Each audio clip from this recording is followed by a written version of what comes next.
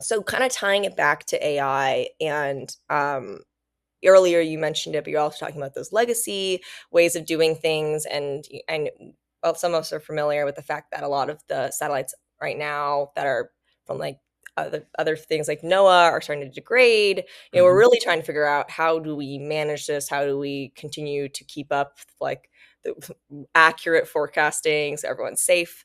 I wanted to dive back into how can AI weather models enable a new kind of weather forecasting? I know you're mentioning there's an old way Yep. or a legacy way, and there's kind of this new wave happening that you've been brought onto the Tomorrow team to help us move towards. And how is Tomorrow's constellation, satellite constellation, impacting that, which we've also kind of covered, but I want to package it up in a nice in a nice way before we move on. Yeah. So for people are, I think, are familiar with our constellation, but it's not just our company that has moved to collecting data on orbit. There are many companies out there that are starting to collect these new Earth observations at a regular pace, and it's really testing the legacy method of weather forecasting. So, like I was describing before, in order to weather forecast, you need to know where the current weather is. And if you have more observations, you get even a better guess at where the current weather is.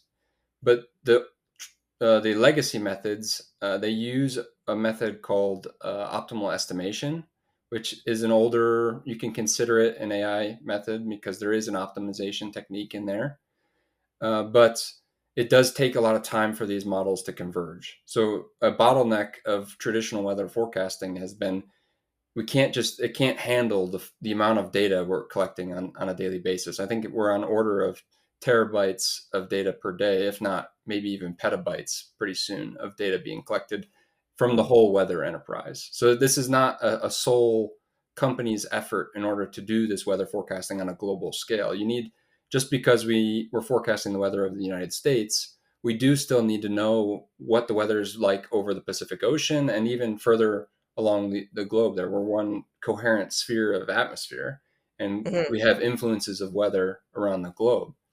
So Hmm. we need all these different data sources globally, and we have to mesh them together into one best guess of the Earth's atmosphere at that current time.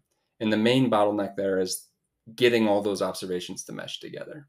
And there's tons of compute that is thrown at this, and it takes too long, and eventually you just have to throw a lot of the data out because it's like if you could take 10 hours creating the best analysis. That's what we call it in the weather community. It's the best state of the atmosphere. You could take 10 hours to make it, but then your 6 hour forecast isn't useful anymore, right? We already Yeah. passed the time that we were supposed to forecast to.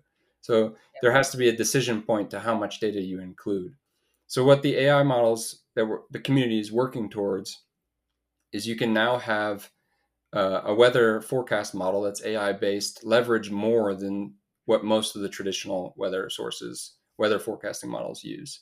So I think that's the first thing that AI weather models can enable is just using more data because they're built to handle data and they learn from the data and they're just better optimized for that type of situation. And I think when we're designing the traditional weather forecasting space, there's a lot of inertia in the ways we've done it in the past, but it's just it can't. We're reaching the point where I forget the name of the exponential curve law with compute, but where the amount of data we're collecting is far outpacing what our current compute resources can take without investing billions and billions of more dollars into compute than we Wow. already are.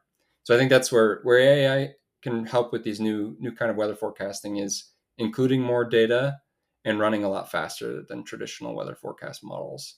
And then one key part of tomorrow's constellation is the weather community has never had a temporal observation such as what tomorrow's trying to provide. So Hmm. currently, the government microwave sensors, like you were saying, a lot of them are getting much past their date of planned use. So some of them are Hmm. degrading. Uh, there's issues with how the satellite talks to the Earth and all that fun stuff. Yeah. But those traditional sensors, government agencies tend to pick a few orbits, and you can then expect maybe once a day you'll have a microwave overpass of wherever you are, or maybe if you're interested of hurricanes, maybe there'll be one overpass of that hurricane for the day.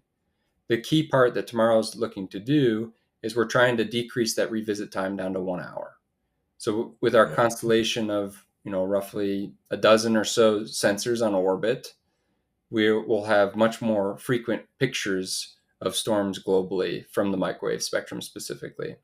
So that's something that the community's never had to kind of consider before. Is these missions cost what, tens or hundreds of millions of dollars to put on orbit, so each government entity can only afford a handful of them. So Yeah. there's never been this idea of, hey, what happens if we actually had 20 of these sensors? Could we Yeah. even ingest this amount of data into the weather forecast? And now with CubeSats coming a lot, so we've miniaturized a lot of satellites. Mhm. I think our satellites, they say, is like the size of a loaf of bread or a cereal box. That's kind of the size Yeah, of our we have satellite. it at our office in Boston. It's, like, not very big. I was Yeah, shocked. I was like, "This is the life-size model?" They're like, "Yeah, it's really small," which I was shocked by because in my head, satellites are huge. yeah. Well, that's what traditionally the government ones are. I mean, granted, most of the government sensors do more than one thing. They have more than one sensor on them, Yeah. but a lot of them are school bus sized satellites. So Wow. when you miniaturize the satellite, you can the cost to launching it comes way down because now you can Yeah. share a ride with somebody else who's doing some other cool science activity on orbit. So Yeah. we've entered a new paradigm in Earth observation where you can launch satellites for a much smaller cost, and now you can get at this temporal revisit. So you can get hourly updates of a hurricane in the Atlantic as it's sitting over there bubbling in the ocean, and we can kind of learn more. Hey, do we have to worry about this thing, or is it just going to fizzle out eventually? So if we have Yeah. more hourly updates, then we can be more informed in not only our weather forecast but just weather monitoring as well.